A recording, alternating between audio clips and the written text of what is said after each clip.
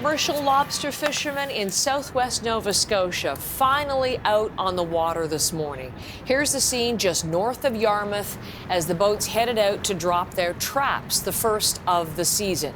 We've been trying to tell you this story for weeks now, but bad weather delayed dumping day for several occurrences and several days earlier in the province. Fishermen in other parts of Nova Scotia, they were able to start their season late last month. But Brett Ruskin has been waiting to tell us all about this dumping day, and he's back again live with us this morning. Good morning again, Brett. Groundhog Day, not dumping day. We've started this, I think this is 3 times now.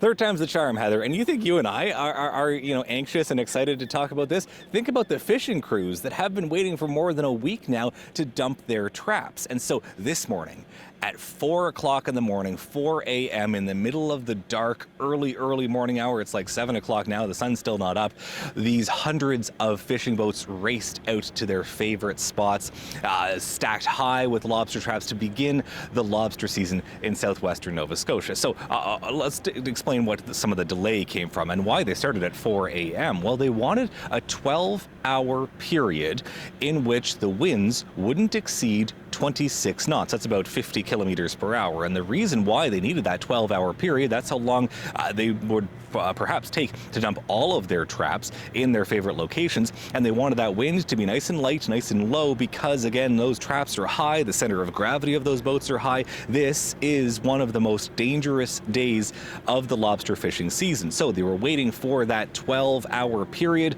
and they've been waiting for a week for this period to come along. Again, the opening of the lobster season is technically last Monday, but they've been waiting and making decisions and delays up until today when they finally got the go-ahead to go and begin the season. Heather. So, Brett, we've talked about how this is the most lucrative fishery in the country, and now we're talking about a delay, and some of the other lobster fishermen already out and beginning their season. Does this delay have an impact on the, the financial bottom lines of the fishermen who are finally getting out on the water today? Well, yeah, it certainly does. And think about the calls that people had to make as to whether they would decide to go out and risk things if the weather wasn't perfect versus the thousands of dollars every single day that tick away, that evaporate when you're not out there. And so we actually heard from a fisherman this morning talking about the financial cost to this delay. Here's what he had to say. It's not so much the crew that's the expense, it's the money that we're not making right now. Because each day that passes by, it's the income out of our pockets. As the water cooling off, the catches are going to be slowing down. So, we only got 6 weeks to make this money. So, every day counts.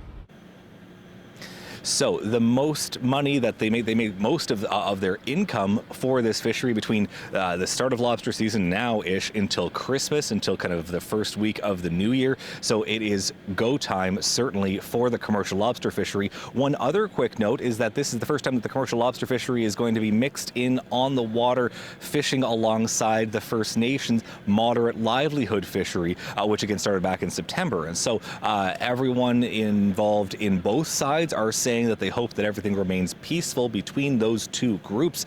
And again, everyone is out there to earn their own livelihood, again, as lobster season begins in southwestern Nova Scotia this morning.